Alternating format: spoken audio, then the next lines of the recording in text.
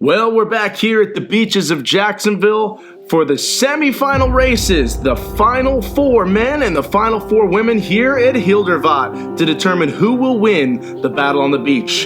4 men and 4 women will begin each of these heats, the men's race and the women's. And in the end, only 2 will make it to the finals for their opportunity to leave with $5,000 cash and be crowned king and queen of the beach. I'm David Magida along with Mike Ryan. And Mike, an opportunity to take us through this course. What exactly are these athletes in for today? It's a tough course here, David. They start going over the wall, then the cargo net. It leads right into rig number 1, which has been a tough one, as they showed yesterday, going into the rope climb. Then they have a long run down the beach, bucket carry. They have to do some crawling. And then they get a nice stretch of run as they come back to this second rig, working into the third rig. And they're going to do this course 3 times before they head into the finish and to the final line. Well, as you can see, they're running in this sand. It starts deep, and then it does get into that hard pack a little bit. That's your women's field. And you have Rebecca Hammond, Alex Walker, Lindsay Webster, and of course, Nicole Mericle. She's the number 1 seed right now. We're going to see how things shake out as they take off out of the gates and head into that first wall. And Mike, what are your predictions for these 4 women right now? Well, Nicole Mericle is hard to beat. She's been strong. We saw her in the first round that she was really, really efficient on these rigs and on all the obstacles. This is a very obstacle-heavy course, so those that are good on the obstacles really get an advantage, especially in the deep sand. Huge advantage. And then, of course, Rebecca Hammond has looked strong as well. Lindsay Webster being your former 2-time world champion, Nicole Mericle, your current world champion, and Rebecca Hammond is no slouch. She's finished 2nd in the world before as well. So you have an incredibly deep field as you see them working their way through rig number 1. That's Rebecca Hammond and Alex Walker right in front of Lindsay Webster. And it's a competitive, close one so far. Absolutely. And headed into the run, it's a long stretch of running, and that shot right there, the low crawl, is a portion of the run. Really affects them a little bit because they have to get down, compress the body, and come back out. And don't forget, there's beachgoers all over this course today. I train on this beach, David, and it's a tough sand. It gets, as they head up here into the deeper sand, this is a tough run, and most of these women are not used to running in sand. This is a whole different feel for them. Now, this is the bucket carry that they've just arrived at, and in the lead, it looks like you've got Nicole Mericle and Rebecca Hammond, and it's really been the 2 of them from the first heat. It's the 2 of them again in the second heat as they work their way by a few beachgoers. But bucket carry around this hairpin bend, you can see how worn in that little pathway is, and then as they drop it and dump and run, this is where the real running speed comes in, because as Lindsay Webster gives chase, it's a tough battle to race through this sand. It's harder packed on this side, but they burnt a lot of energy in that deep sand. It is getting hot out here, David. Oh, we're talking about heat. We're talking about the sun just hits hard down there in South Florida. You know all about that. Absolutely. Look how efficient Nicole is in these obstacles. No spinning, gets through them very quickly, very, very efficient on the obstacles. Very little rocking necessary as well. And Rebecca Hammond also smooth in her own right as they get into this hoist. And this hoist has, it's not that it's particularly difficult, it's just that it just drains a little bit of energy out of you. And you can see by the end of 3 laps of this course how much that adds to their fatigue. Now, this is the battle for 3rd right now. Lindsay Webster and Alex Walker. You are allowed to kick that bell, and Alex Walker took full advantage of that. She's very good on obstacles, and she's starting to figure these ones out.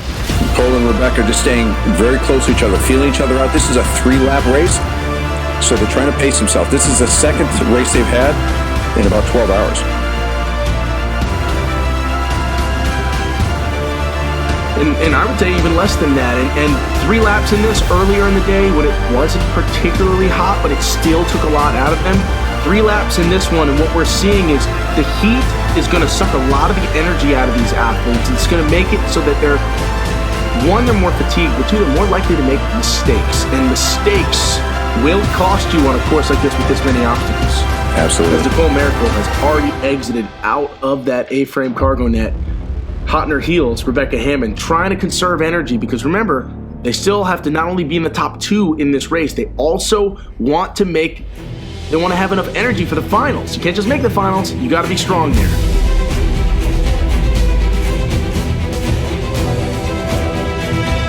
Nicole Mericle out again. It seems like every rig she gets to, she takes just a few extra seconds over there on Hammond, as good as Hammond has been on this. Absolutely.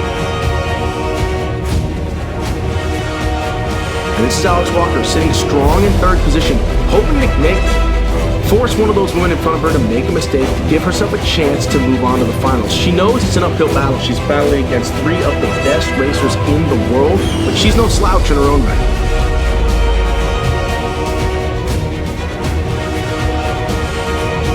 And that is an entire rope climb lead now for Nicole Mericle over Rebecca Hammond, as Lindsay Webster looks to have made up a few seconds. Entering rig number 1, the Kempson rig, built by Matt Kempson, brother of Ryan Kempson, who is competing here today.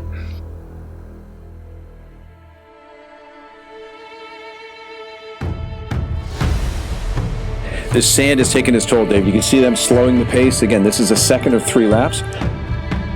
And talking to Rebecca Hammond before the race, she said this sand is like running uphill constantly with no downhill. And she even referenced this instability that you feel with your ankles when you're running in the deep sand. Absolutely. I mean, they're putting a lot more work into your ankles and your calves as well. And then just from an energy efficiency standpoint, we're talking about foot to ground power is just gone. Anything that you push, the earth has to be able to push that back. And if the sand is just caving way beneath your feet, you're just losing so much of that energy that would otherwise be propelling you forward. You're just working that much harder. And when you combine that with the heat, it makes this course absolutely brutal. You can see lap 3 beginning for Nicole Mericle, and she is pulling away. Nicole Mericle is dominant right now. Not just dominant at Hildervat, dominant in basically every obstacle race she's running. She was right there, nearly winning the North American Championships. She won the World Championships for Spartan just this past year. And then you see she's picked up right where she's left off. The speed that she has, the obstacle proficiency, it's really unmatched. Her rock climbing expertise is really coming into play here in these obstacles today. Absolutely.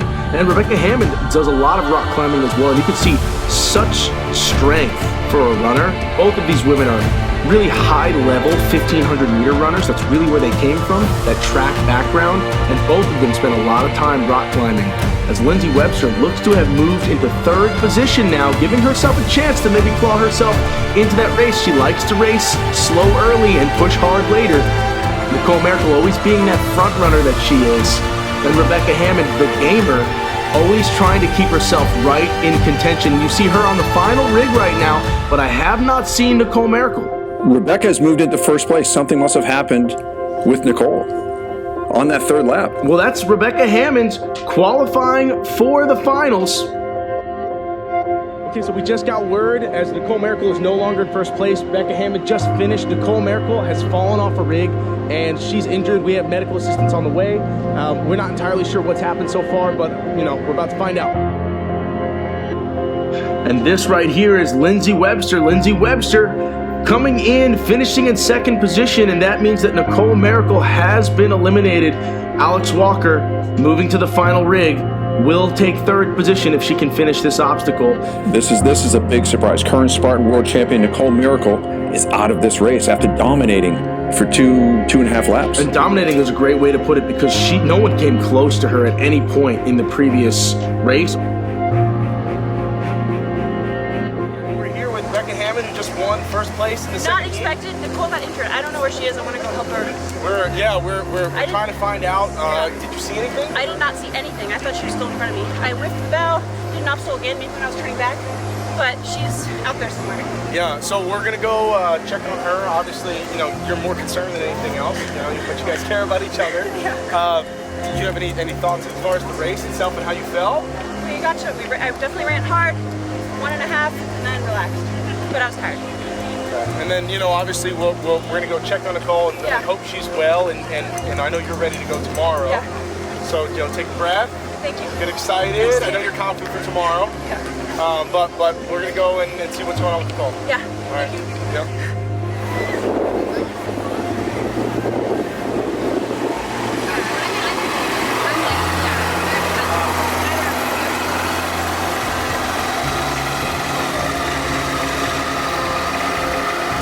David, I'm here with Nicole looking at her knee. She hurt her knee coming off that last rig, her left knee. Well, we're here with third place overall finisher now, Alex Walker. Alex, how you feeling? I feel good. I feel good.